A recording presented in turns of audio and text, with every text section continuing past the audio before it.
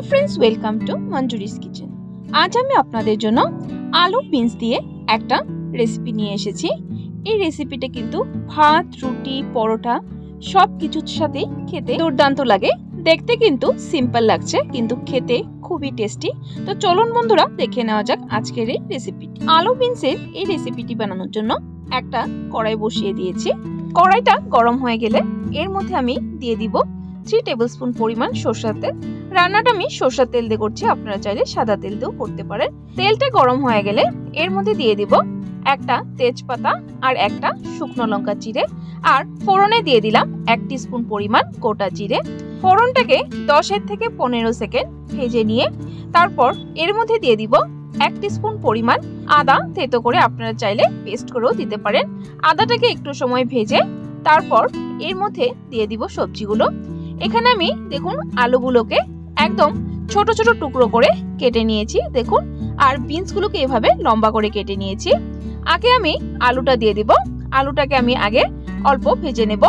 আলুগুলো যেহেতু একটু বড় বড় করে কেটেছি, সেদ্ধ হতে সময় লাগবে, এর জন্য আমি আলুটাকে আগে দিয়ে একটু সময় ভেজে নিচ্ছি। দেখুন আলুটাকে আমি হালকা করে ভেজে নিয়েছি। তারপর এর মধ্যে দিয়ে দিব কেটে রাখা বিনসগুলো। এই বিনসগুলোকে কিন্তু ফ্রেঞ্চ বিনও বলা হয়। বিনসগুলো কিন্তু খুবই নরম থাকে। বিনসগুলোকেও কিন্তু আমি হালকা করে আগে ভেজে নেব। এর মধ্যে এখন দিয়ে দিব কেটে রাখা 3টে কাঁচা লঙ্কা। লঙ্কাটাকে দিয়ে একটু সময় রান্না করে এর মধ্যে দিয়ে দিব নুন। নুনটা আপনাদের স্বাদ অনুযায়ী দিবেন। আর দিয়ে দিলাম 1/2 টিস্পুন পরিমাণ হলুদ গুঁড়ো। নুন হলুদ গুঁড়োটাকে দিয়ে বিনস এবং আলুটাকে ভালো করে ভেজে নিতে হবে। আমি একটু সময় ঢাকা দিয়ে দিয়েছি। দেখুন প্রায় 2 মিনিট পর ঢাকনাটা তুলে সবজিগুলোকে আবার ভালো করে ভেজে নেব। দেখুন আলু বিনসটা কিন্তু আমার প্রায় ভাজা হয়ে গেছে এবং আলুগুলো সেদ্ধ হয়ে গেছে। দেখুন খুব সুন্দরভাবে সেদ্ধ হয়েছে। এখন এর মধ্যে দিয়ে দিব 2টো মিডিয়াম সাইজের টমেটো, এইভাবে টুকরো টুকরো করে কেটে নিয়েছি।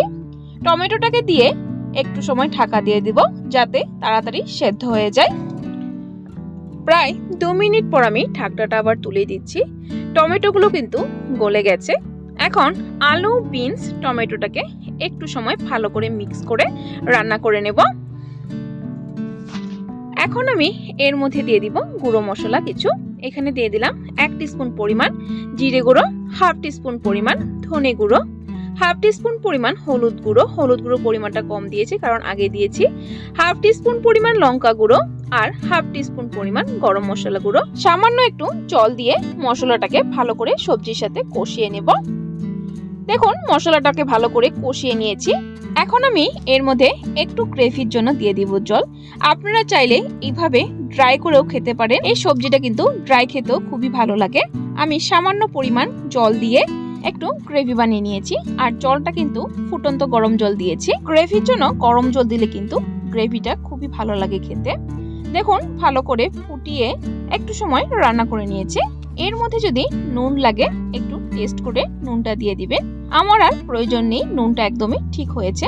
লাস্ট ধনেপাতা কুচি দিয়ে নেড়ে চেড়ে সবজিটাকে নামিয়ে নেব।